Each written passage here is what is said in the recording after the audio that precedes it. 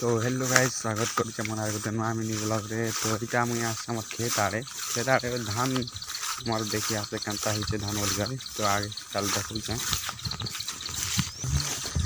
इटा लेहर बुला ने पोसी देली पोसी क्या बोला तूने देला पर उटा देखो केनता धान मन भी हे आसला ना लोकर भी।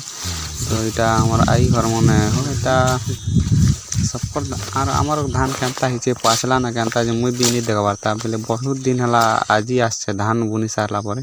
तो इटा देख पारथिबा आमर धान पड़ी दिछे हो इटा आमर चाषी मोर गुलगुला धान पड़ी देली गला आर से आड़े तो भल अछि पाचला ना टिके टिके। तो आर लागबा आमर इटा भी 9-10 दिन हला बेले काटमु। आर वीडियो जदी भल लागला बेले टिके लाइक सब्सक्राइब गोटे करो भाई।